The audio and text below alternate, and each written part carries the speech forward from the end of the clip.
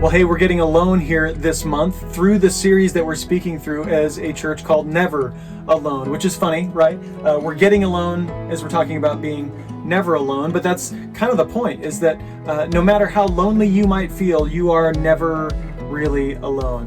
And although you might feel alone, you don't have to feel lonely right now. And so I hope you can take a certain peace in that as you try to walk through this life following Jesus in a culture, in a world that rejects God. And so sometimes that's difficult. Sometimes you feel like the only one that is dealing with the things that you're dealing with. And that's what I want to talk about here today is temptation. We feel alone in our temptations sometimes, don't we?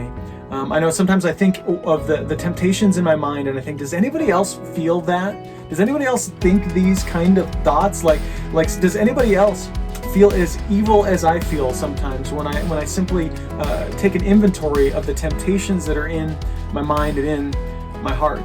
And so I wonder if you ever feel that way, like I'm just alone in my temptations. And one of the things that we know is that we have lots of temptations that come from outside and inside, right?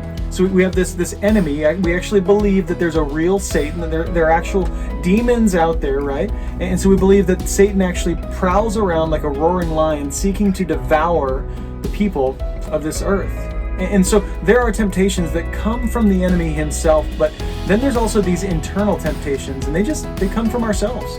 They come from the footholds we've given sin in our lives, the places of our lives where we've just said, man, God doesn't really care about that part of my life, or I'm just going to deal with that part later, or just allow kind of that sin to take up residence in our hearts. And so what we do is we give it power.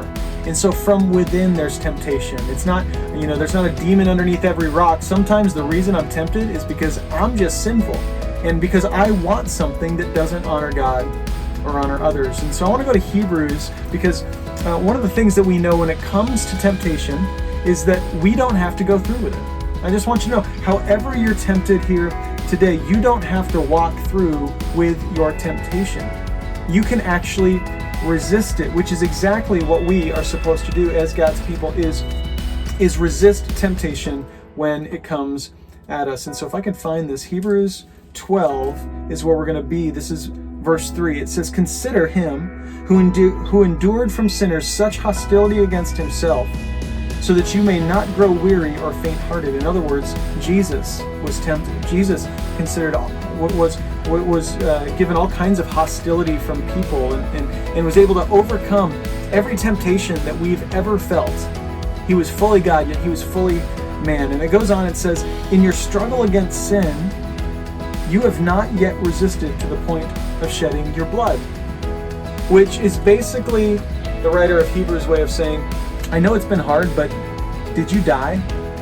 Right? Like did you die in resisting the sin in your life, resisting the temptations in your life? And I would say for most things that I've been tempted in, that's not even on the table, right? Like I wouldn't go that far or even consider like putting my life at risk to avoid sin. But this is the challenge, is that in this world, in a world that wants to devour God's people, in a world where if we're going to follow Jesus, we're going to feel alone sometimes.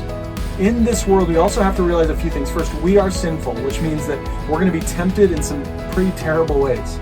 But second, that we are God's children. Before we are anything else, we're God's children. And third, that Jesus has already overcome the sin that is tempting you today. And so take a bit of peace and solace in those realities here today, that God is with you and for you. And as his child, he wants to give you everything you need to overcome the temptation that's in your life. You don't have to go through with it. Trust Jesus.